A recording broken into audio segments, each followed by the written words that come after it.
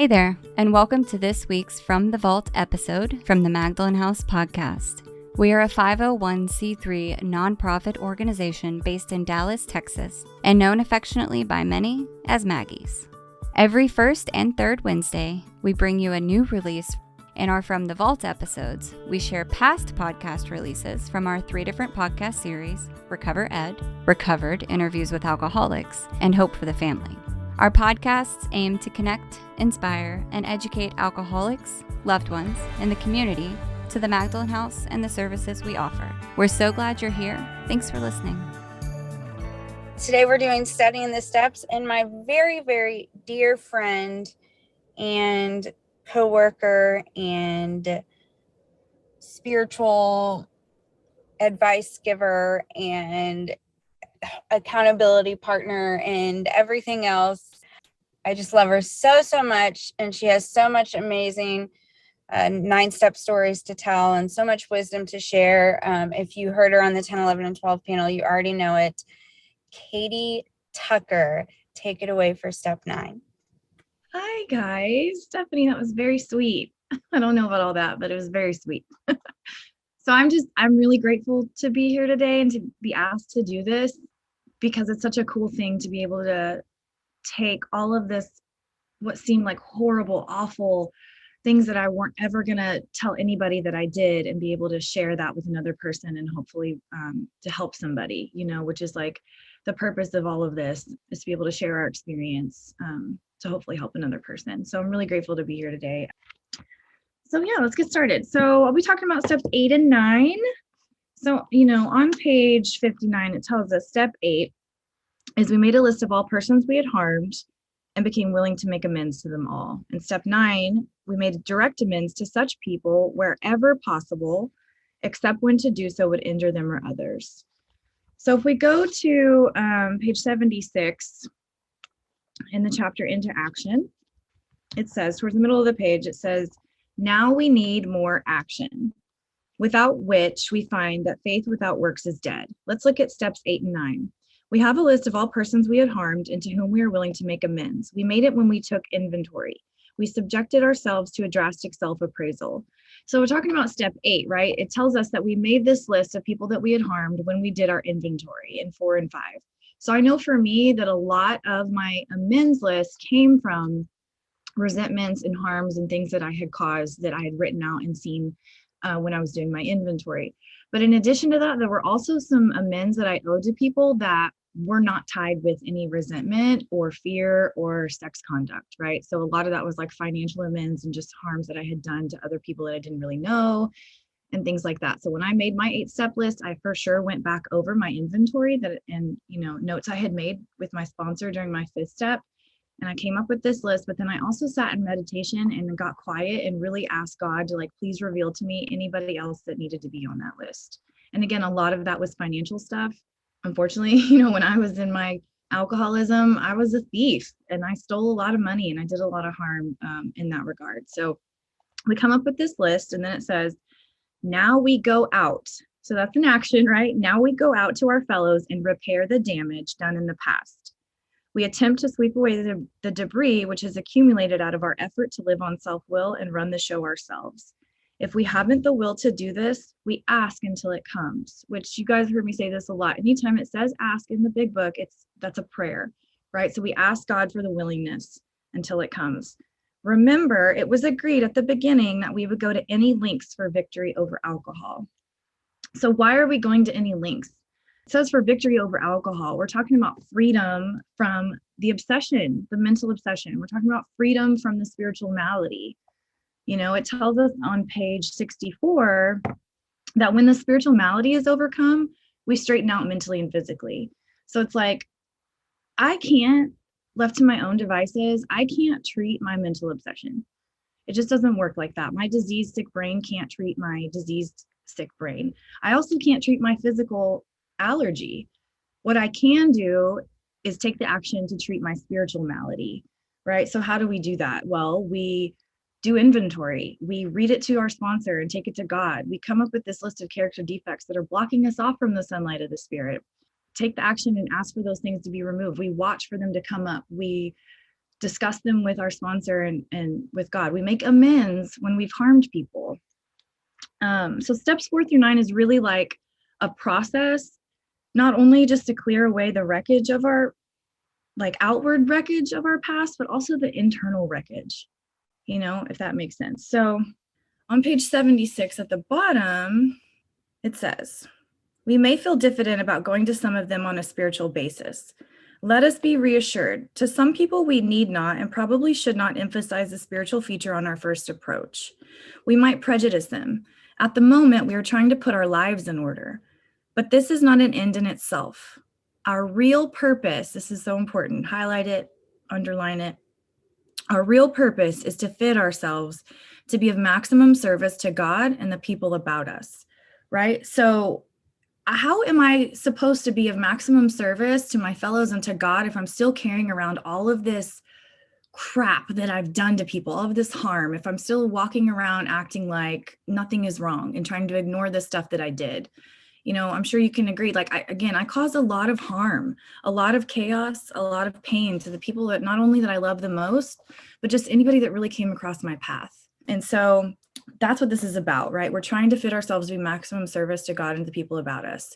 So we have to go out and clear away this wreckage. We have to make these direct amends because, again, the things that I thought were like the most horrible, awful, shameful, guilty things in my life that I would never share with another person, I'm able to talk freely about. There's so much freedom on the other side of an amends. And I'll be the first to tell you, like, I love amends so much. I really do, because I've experienced the real power of God in each and every single one that I've done.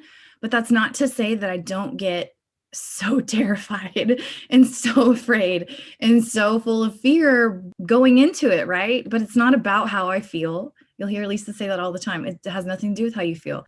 You have the willingness and you take your ego out of it and you just do the action, because that's what's important, right? We're taking the action to show God that we're willing to make right these harms. Ourselves open to being branded why lay ourselves open to being branded fanatics or religious bores?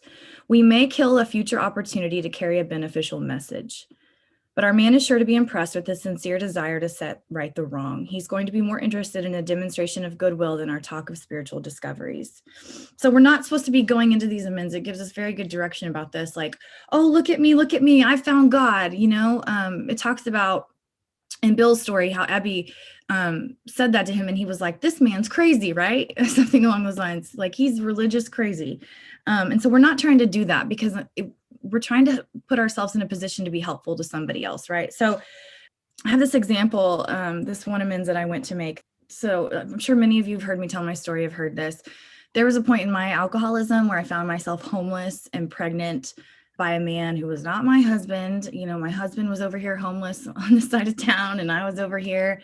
It was just a bad situation. And so, I made this decision, which I now can tell that it was totally God, because I was not in a place to be able to make a good decision, but I made this decision to place this baby for adoption, right?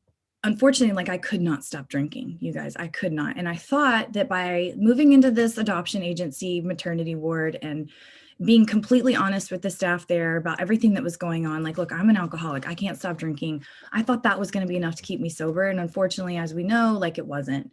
I mean, I was having people sneak me in alcohol and hide it behind the dumpster and all this stuff. I was stealing from, just crazy, crazy stuff. And, by the grace of God, that baby was born healthy and beautiful and amazing. And he's got a wonderful family and all of that. But, coming out of that, and even a year into my sobriety, I carried a lot of shame, a lot of guilt around that whole situation. And so I had this amends list and I had this adoption agency listed on there because I knew that I had really taken advantage of the services that they were providing. I had lied to them. I had done a lot of stuff. And that was really scary, knowing that I had to go and try to make that right. I can remember going to this, pulling up outside, and just this feeling in my stomach of I'm going to throw up. I'm going to be sick. I'm going to throw up. I was shaking. And I called my sponsor right before going in. I said a prayer to God. I tried to get quiet, and I just went in and did it. And I met with this guy who worked there. I laid it all out. I made this amends. I apologized for the harm that I'd done. I asked what I could do to make it right. And the whole time I think I'm like looking down at the floor because I just couldn't make eye contact with this guy. And when I look back up, this big, huge man, he's like 6'5", like 200 pounds, was just bawling. I mean, he was just in tears. And he said to me, we see a lot of women come through here with your same struggles, and nobody ever comes back. Like, we never see anybody come back. And so, of course, he said, just continue what you're doing. We're really proud of you, and all of those things. But through that, and what I didn't even realize is I was placing myself in this position to be helpful to somebody in the future. Another woman that would come through there with the same problems, same issues, not being able to stop drinking. And now they have my name, they have my contact information, and they know who to send her to, for help. So that happened. And then about 3 years later, I start working at Maggie's. I'd completely forgotten about it to an extent. And I start working at Maggie's, and, all of a sudden this adoption agency reaches out, not knowing that I work there, reaches out to the Magdalen House and says, hey, we're looking to, get some resources and things for women coming through who can't stop drinking. So they wanted to come and tour the facility. And so 3 people from this place came and toured, and they recognized me. They were like, oh my God, do we know you? And I'm like, yeah, but I was able to sit and meet with them and share with them my experience and my story because there was no shame behind it anymore. I had made this amends, and I was able to place myself in a position to be helpful. And I think it was really, really powerful because they saw me back when I was in my cups, right? They saw what a train wreck I was. And for them to be able to see me now, after having made that amends, living this like God-centered life and helping other women was super powerful. And so now because of that, we have this relationship with them, and they know to reach out to us if they have women who need help. And so I just love that because you never know what's going to come of putting yourself out there. And another thing too, I remember walking out of that place and being, that sick, nauseous feeling that I had going in, it was gone. Like, I was internally searching for that shame and guilt and pain that I'd felt for so many years, and it was gone. I could look people in the eye. And so it was just a really beautiful experience. All right. So let me flip over here. Kady, can I ask you a question? Yeah. Did you call ahead at the adoption agency, or did you just show up? No, absolutely. I called ahead to make sure that it was okay that I made the approach. That's what I've been taught to do. I don't ever want to just bombard somebody and show up and be like, hello, here I am. Remember me? We have to ask permission, I think, first to be able to make that amends, because sometimes people don't want to see us. They don't want to see us, and that's fine. And I do have some experience with that too, of people not wanting, I did reach out to my stepdaughter's mother at one point a few years ago. All I had was her email address. I didn't have a phone number, and I just reached out and I asked if we could sit down face to face, and I had an amends to make with her. And she was not happy to hear from me. We'll just say that. I got a very nasty email back, and that's fine. That's fine. That's her prerogative. I was willing.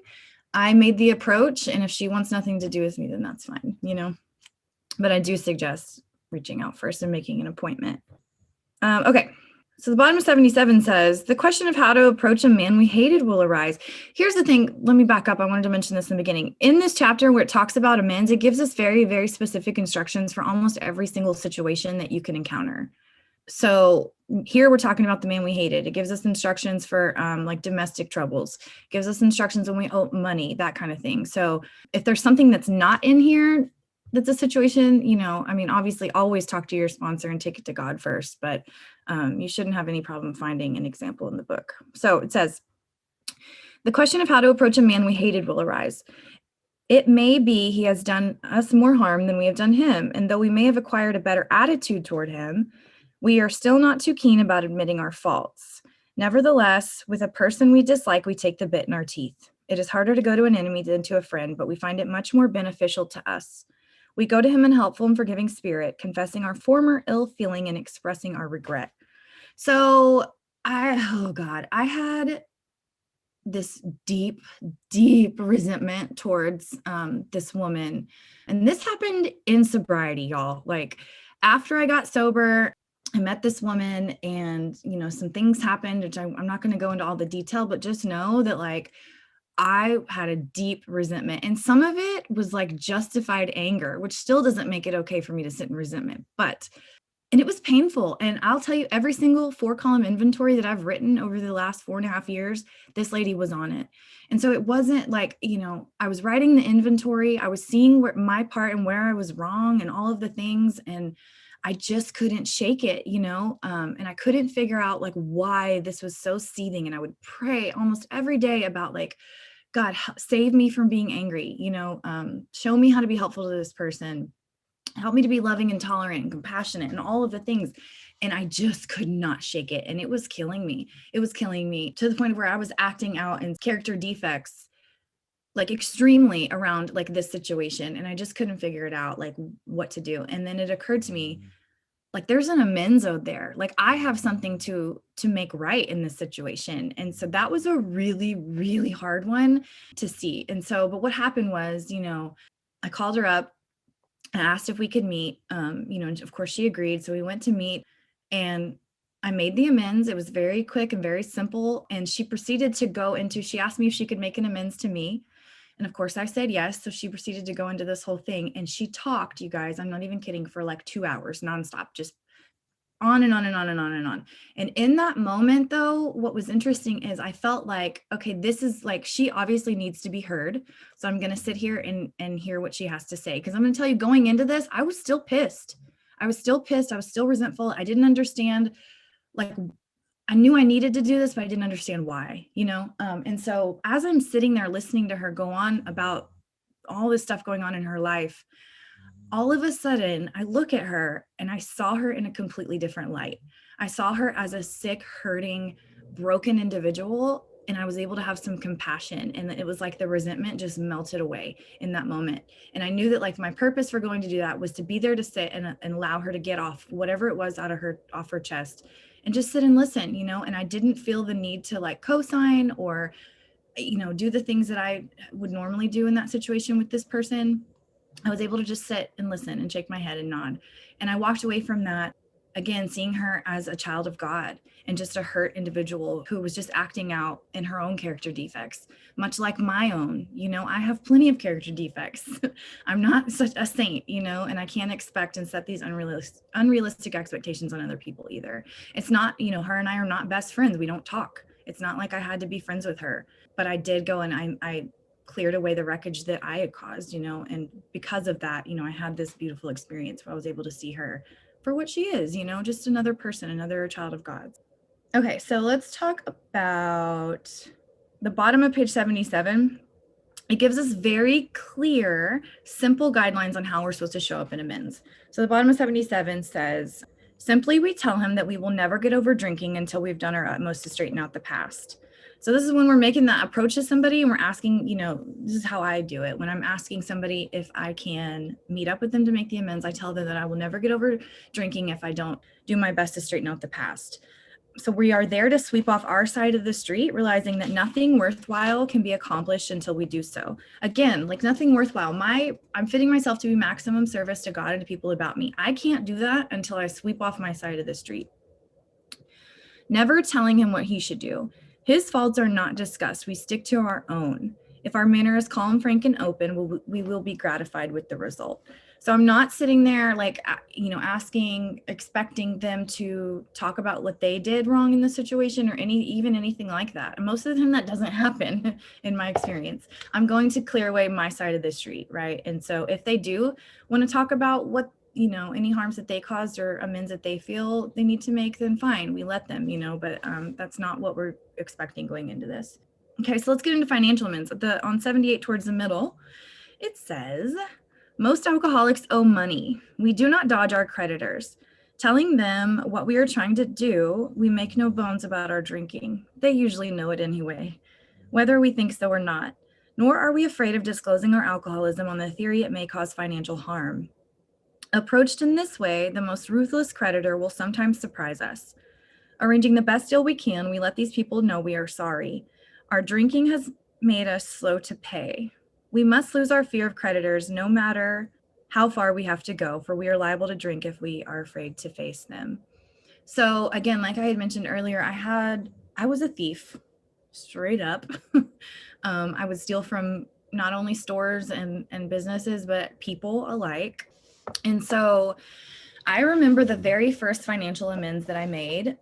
My sponsor had given me direction to sit in meditation and come up with, because I couldn't remember, y'all, like it was a lot of stuff, and I was very intoxicated throughout all of it, and I couldn't remember exact amounts that I had stolen from these places. So, she gave me the direction to take it to God and sit in meditation and come up with an amount that I'm comfortable with for each place. And so the first one that I went to make, I was terrified, right? Because I've been to jail, I've been to prison. I don't ever want to go back.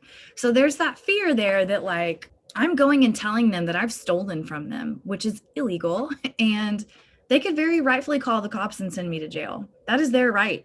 And they would not be wrong for doing that, because I did break the law.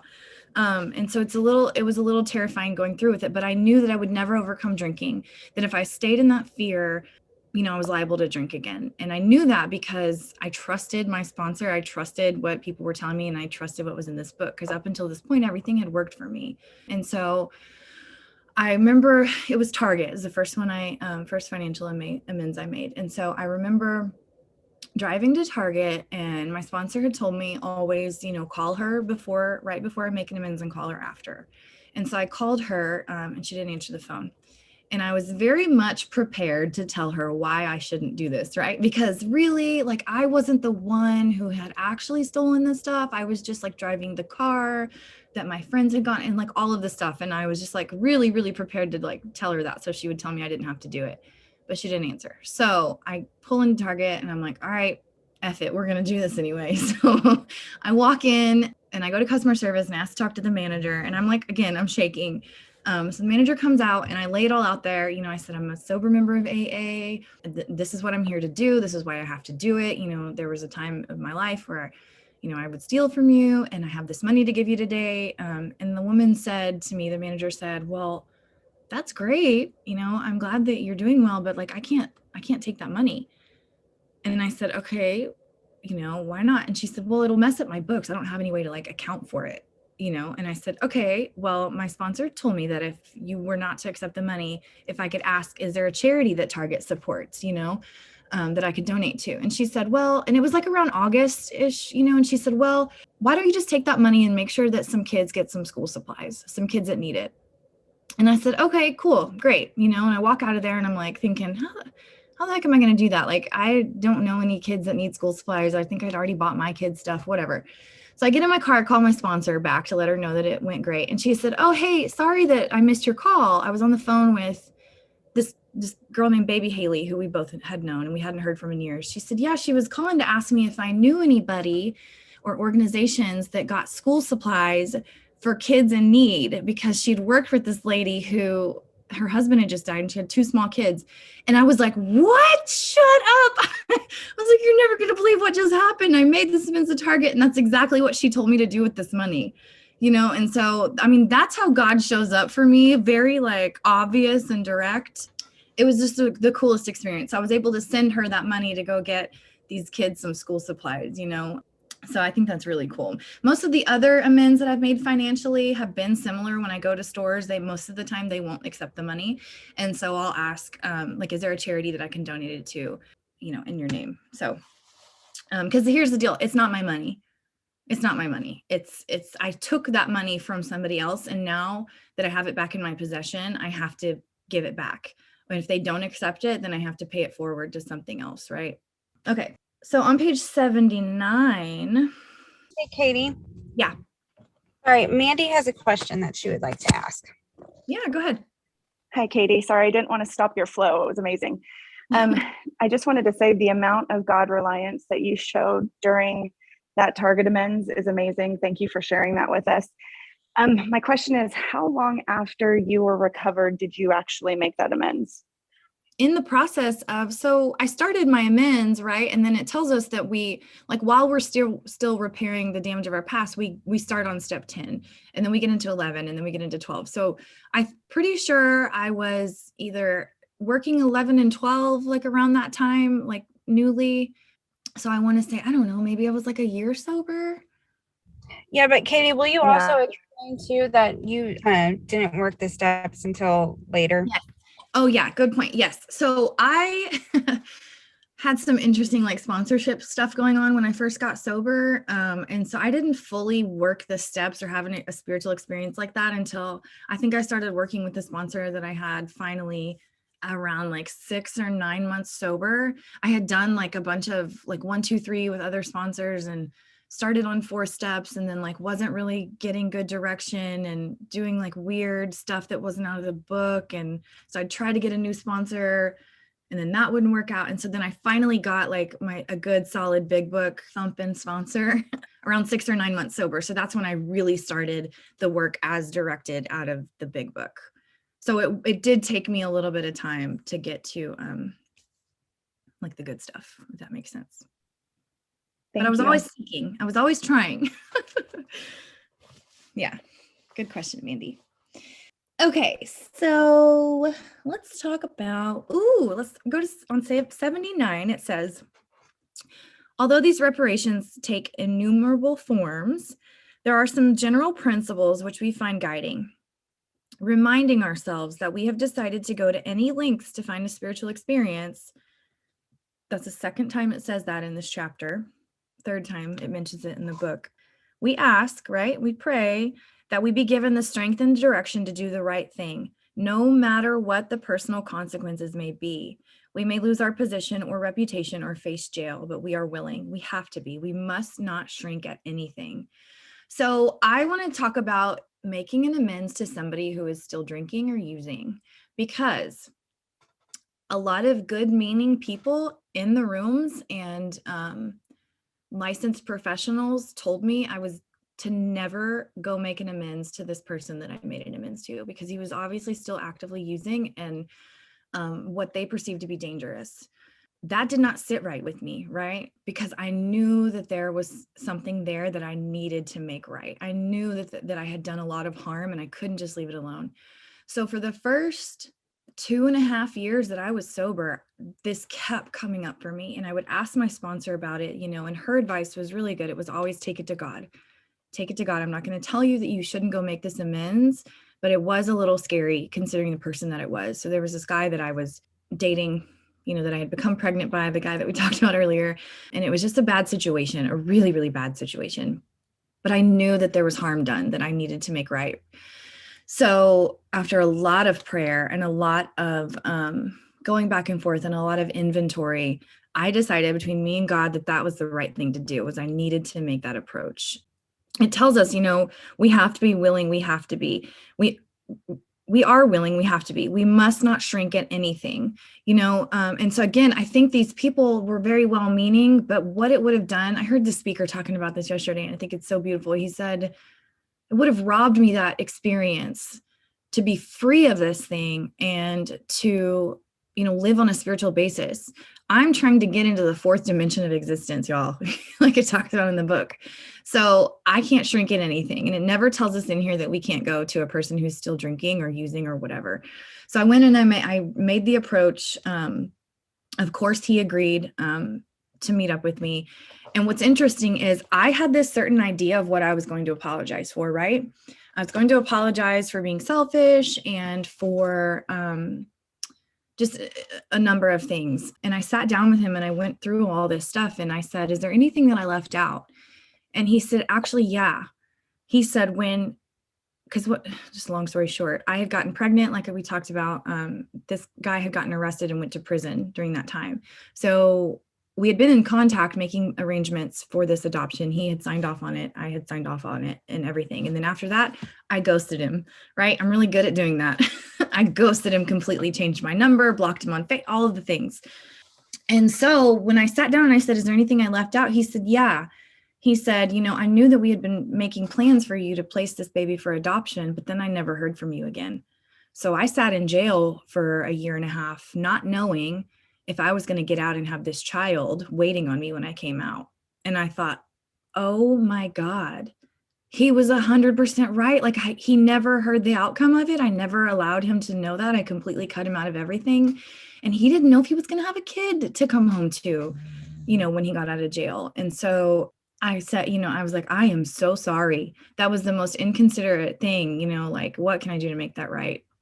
So, and I'll tell you, like, that thing that was looming over me for 2.5, 3 years of my sobriety, like, I don't even think about it anymore. I know that I've swept away my side of the street and I've made it right. And like, now I get to move on. And so, and he was actively using, he thought it was important to tell me when we were sitting there doing the amends that, anyway, he was just going into detail about that. And I was able to see him and go, oh my God, man, I dodged a bullet getting out of that. Right.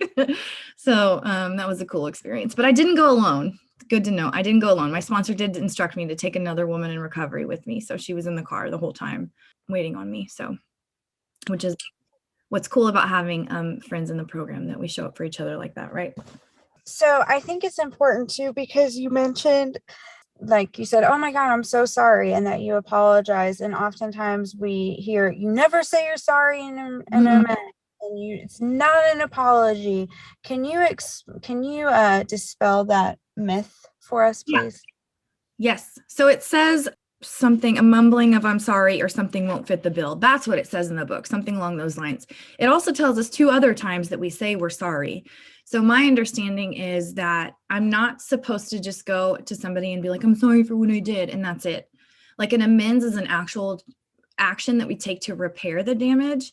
So there's going to be something that follows up that conversation, right? Like, I know, a friend of mine will use this example. If I break somebody's car window, if I were to go to them and just say, I'm sorry, that's not going to be enough, right? I have to repair the window. And you do hear people say that we're not supposed to say I'm sorry. And I get that train of thought, because it's like we in our alcoholism, a lot of times we would apologize over and over and over. And while we may have meant it and didn't want to like be that person anymore, the actions that we took following that didn't show that to the people that we loved. And so they don't want to just hear I'm sorry.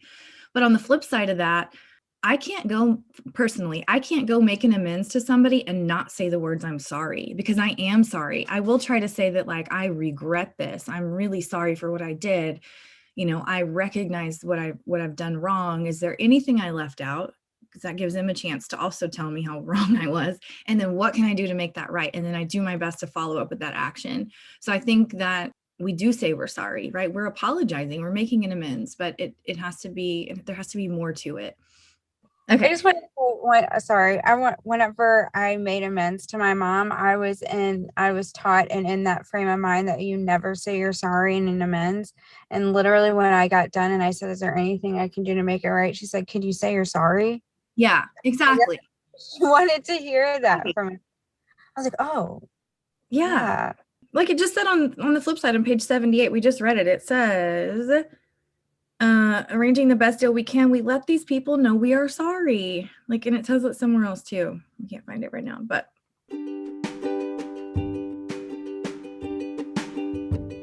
If you or someone you know is a woman who wants to sustain and grow in her recovery, check out our 3-month non-residential program. Next Step offers community, structure, and accountability to any alcoholic woman at absolutely no cost. Everything we do in Next Step, from the assignments to the accountability group, is to help alcoholic women not only stay sober, but thrive in her recovery. Because we have both in-person and virtual options, we can help women from all over the world. To call and do a phone screen to see if you qualify, call 214-764-0793, extension 500. So then it goes on in the book to talk about amends where other people are involved, and like, I don't get to sacrifice somebody else to save myself, right? Like, I don't get to go into an amends and talk about anything that somebody else has done to save my own butt. That's not how that works. I made an amends to my aunt recently, because here's the deal, I'm still making amends from my original amends list. Like, it's a process. There was a lot of names on there. And so I made an amends to my aunt recently. She lives in Chicago. She was actually in town So this was like my opportunity, right? And I was, of course, really nervous about it. But during the amends, like one of the things that I was trying to make right is the money that I stole from her. And actually, I wasn't the one who stole the money. It was my husband, but she knew that I was involved. And of course, I knew he was doing it. And you're dang right, I spent the money. So, you know, it was an interesting like dance around to do. So I apologized for it. I didn't try to justify or even explain to the fact that, well, it wasn't me, it was another person, but I just said there was some money taken from you that I took part in. And, I recognize that and I apologize for that. And I'm here to pay it back to you. She wouldn't accept the money. So I did donate that. But, it's like we don't get to sacrifice other people, even though it's my husband and he's sober now today too. And he's doing his own amends and stuff. Like, it doesn't matter. I don't get to bring up the harm somebody else has done. Okay. So speaking of my husband, on page 80, very, very bottom, it says the chances are that we have domestic troubles. So all of us are going to have domestic troubles, right? Again, we've caused a lot of harm, and I find it interesting that like the worst things we did were the people that we loved the most, usually. So I know that's true for me. On 82, it says, it may be that both will decide that the way of good sense and loving kindness is to let bygones be bygones. Each might pray about it and having the other one's happiness uppermost in mind. So when I made this amends to my husband, it was kind of an interesting thing. I got sober about a year before my husband did, and we weren't together at that time. We were still married, but we were separated. Our addictions had taken us to separate places. But so I got sober first, and he got sober about a year later, and he got started on his work immediately, right away. And I was one of the first amends he made. But I wasn't ready to make an amends to him yet. And I don't mean that in a selfish way or like I was scared. I mean that in like, I still wasn't completely clear on the harm that I had done. I was working with this new sponsor that I told you guys about. We were doing a lot of looking at that and praying about it and stuff, but I just wasn't confident in the fact that I had the whole picture of what I had done. And so when he reached out and asked me if he could make this amends, of course I agreed. But again, I was terrified. And so my sponsor took me to this place in the book and, where it says, each might pray about it, having the other one's happiness uppermost in mind.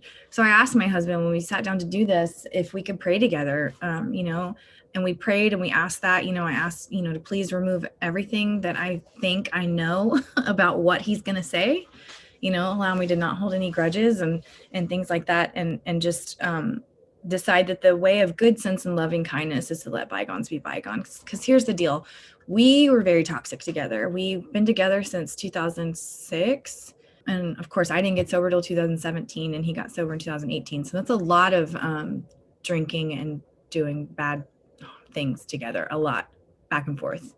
So luckily, because we're both in the program, I can see that the actions and the harm that he did to me was not because he was a bad person, right? He was a really sick individual. And so it was just a really interesting process. Moving forward, a few months later, I made my amends to him, and there was something on there that I just knew he was going to be so pissed about, right? And of course, I didn't go into specifics. He didn't go into specifics either, and I tried my best not to ask questions because I really, truthfully, didn't want to know names and places and dates and things, if you know what I'm talking about. So anyway, when I made my amends to him, I had this thing that I just knew he was going to be so pissed about, and I blurted it out. I said it, and I look up and he's just laughing. He's just laughing at me. And so it's interesting. It was a funny moment for me to remember that like, he gets it too. He doesn't hold any grudges. He understands that I was a sick person as well. And not a bad person. And, miraculously, we've been able to make it through that. And we're both sober and doing well today. So, okay. What do I want to talk about next? On page 82, it says, if we have no such complication, there's plenty we should do at home. Sometimes we hear an alcoholic say that the only thing he needs to do is to keep sober. Certainly he must keep sober, for there will be no home if he doesn't. But he is yet a long way from making good to the wife or parents whom for years he has so shockingly treated. Passing all understanding is the patience mothers and wives have with alcoholics. Had this not been so, many of us would have no homes today, would perhaps be dead. The alcoholic is like a tornado roaring his way through the lives of others. Hearts are broken, sweet relationships are dead, affections have been uprooted. Selfish and inconsiderate habits have kept the home in turmoil. We feel a man is unthinking when he says that sobriety is enough. He's like the farmer who came up out of the cyclone cellar to find his home ruined. To his wife he remarked, "Don't see anything the matter here, Ma. Ain't it grand the wind stopped blowing?" Yes, there is a long period of reconstruction ahead. We must take the lead. This is where it says it. A remorseful mumbling that we are sorry won't fill the bill at all. We ought to sit down with the family and frankly analyze the past as we now see it, being very careful not to criticize them. Their defects may be glaring, but the chances are that our own actions are partly responsible. So we clean house with the family, asking each morning in meditation that our Creator show us the way of patience, tolerance, kindliness, and love. The spiritual life is not a theory. We have to live it. So this brings me to the amends I made with my grandparents. You know, my grandparents raised me. My mom and dad were not around when I was younger, so they were essentially mom and dad. They raised me and my brothers. They provided us with a really good life and sacrificed a lot for us to be able to live with them. And then as I got older and I got into my alcoholism and things got really bad, they actually took care of my own son and were raising my son. And so, you know, they loved me a lot, and they had seen my mom, who's an alcoholic, go through this whole thing her whole life. My brother, my oldest brother, had passed away from his own addiction in 2010, you know, in their house. They've seen this a lot. And so when it came to me and I was starting to act out like this, it was, I'm sure, really painful for them to watch. And they really tried to just love me as much as they could. And so because of that, they kept allowing me to come back into their home, you know, and I'd do something messed up, or I'd steal from them, or I'd do whatever the case may be. And they'd kick me out again, and, you know, back and forth. So anyway, I caused them, just to say the least, a lot of sleepless nights, worry, pain, frustration, fear, all of that stuff. I was a tornado roaring through their life. And when I got sober, and they were the first amends that I made, and I will tell you that the instruction I was given was to make amends to them individually, because I had caused them harm individually. And so I did that. And my grandfather, I'll never forget it. I made this amends to him, and I said, you know, is there anything I left out, or, you know, what can I do to make it right? He paused for a minute and he said, well, I don't know. I'll have to think about that and get back to you. And I thought, shit.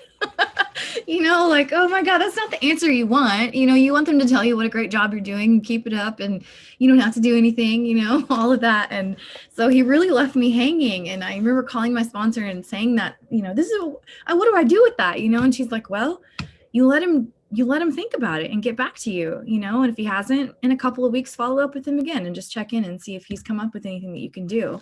And so I did. And, you know, I got the same answer. Well, I don't really know yet. I'm still thinking about it. And what is really, really beautiful is that, you know, the longer I had sober, you know, they were also getting older and sicker. And so by the time I had about a year and a half sober, my grandpa was not doing very well. And so I ended up moving back in with him to take care of him, which was such a blessing, right? Because I had been not allowed in their house. And if I was allowed in their house, they were watching me at all times. They locked up their valuable stuff in the room. You know, so to be able to be invited to move in with them and to be the person who takes care of them was all God, right? But what I didn't realize was happening was that I was getting to live by spiritual principles and to show them that I was a different person. And also, I hate this phrase, you guys, but it was kind of like a living amends. And I hate that phrase because I think it's a cop-out, because we have to make the approach. We have to make the direct amends.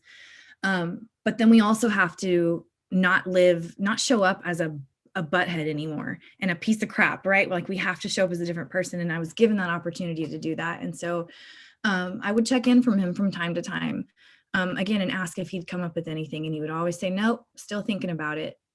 Which is funny because it's just a testament to how my grandpa was and how, but through the years and over time, he would tell me like how proud he was of me and how great a job I was doing, what a wonderful mom I had become to my son, and that he was really grateful for me being there and being able to rely on me and all of the things. And that was worth more than anything in the world, because I think I had caused them and my son too the most harm out of everyone. And so, you know, he never gave me an answer of what I could do to make it right, but I knew.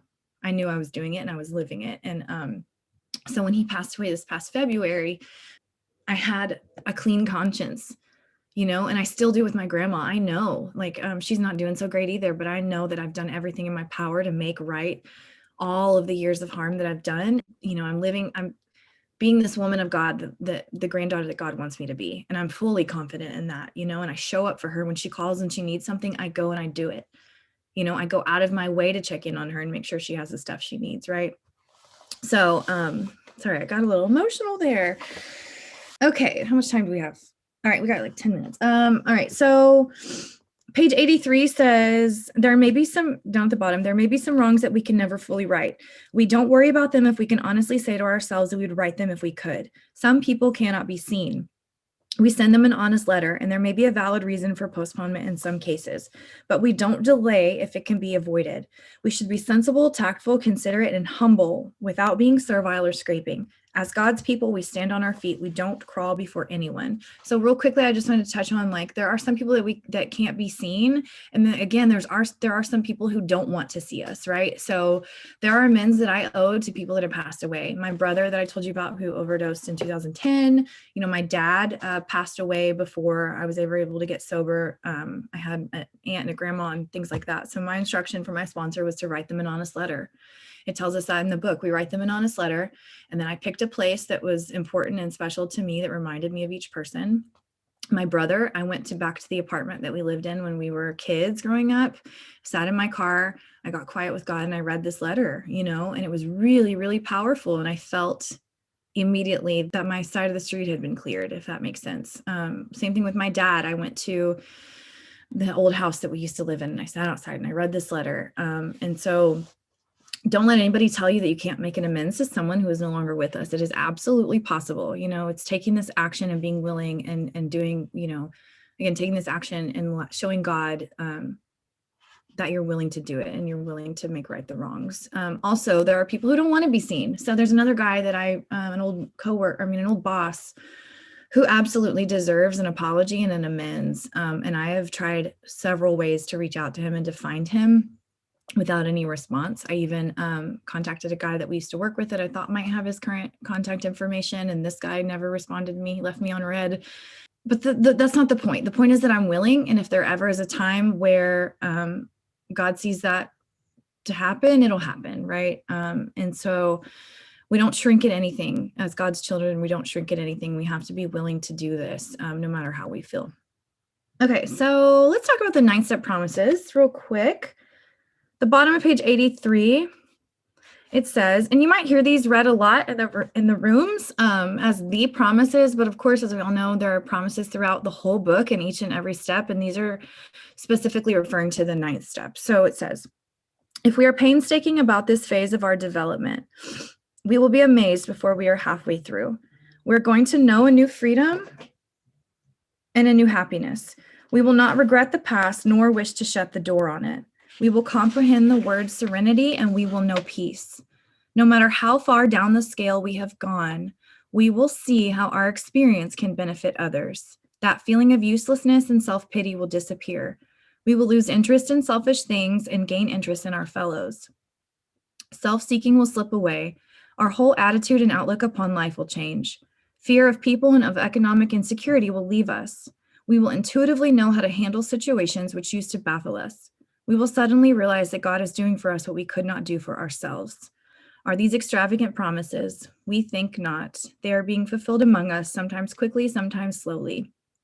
They will always materialize if we work for them. So I'd like to, keeping that in mind, I want to go back to page 52 in the book. So on page 52, it talks about the bedevilments, right? So this is me very spiritually sick, right? This is a definition or an example of the spiritual malady left untreated. When I'm in my alcoholism and I'm out there without a solution, not connected to the sunlight of the spirit. So on the middle of the page of 52, it says, we ask ourselves why we shouldn't apply to our human problems the same readiness to change our point of view. Were we having trouble with personal relationships? We couldn't control our emotional natures. We were a prey to misery and depression. We couldn't make a living. We had a feeling of uselessness. We were full of fear. We were unhappy. We couldn't seem to be of real help to other people. So how interesting is it that in this amount, I know you can't see me when you're listening to this recording, but it's a small amount of pages, we go from that spiritual malady to the direct opposite of that in our 9th step promises. I mean, they are like a complete 180, right? They're exact opposites of each other. And so as we go through this, and it tells us in the beginning, before we are halfway through, not before we are halfway through the steps, y'all, before we are halfway through with our amends, we will be amazed. So it just goes to show, and this is my experience, that like these things start being cleared away like very quickly and immediately. The freedom that I have, the freedom that I've gotten from completing each and every one of these amends is the most powerful high on life feeling that you will ever experience in your life, right? And so it's like I now I'm not a prey to misery and depression anymore. I know a new freedom, right? It tells me here I can't make a living. On the other side, it tells me that fear of economic insecurity will leave me. It tells me that I'm unhappy and I can't seem to be of real help to other people. And then in the 9th step promises, it says that how I can see, we will see how our experience can benefit others. And so they're literal direct opposites. And I just think that is so interesting and so powerful, and such a truth in my life, having worked these steps and doing amends, that I just really had to share that with you guys. So I think I've pretty much covered everything I wanted to talk about. We have a few minutes. Does anybody have any questions? That was fantastic. I just want to say that, Kady, you inspire me. Oh my God, it was so good. To our listeners, if you loved what you heard, if you learned something new, please leave a review. Please screenshot this episode, upload it to your Facebook story, say what you took away from this, tag the Magdalen House. We would love to hear from you. And in the meantime, let's all try to be a little bit more like Kady. I forgot to say my name is Stephanie Crawford and I am the host of this podcast. Thank you, Kady. Welcome. We hope you've enjoyed this From the Vault re-release of the Magdalen House podcast. Tune in every first and third Wednesday for a new release from one of our 3 podcast series. To learn more about the Magdalen House and the services we offer, visit magdalenhouse.org or follow us on your favorite social media channels by searching for the Magdalen House.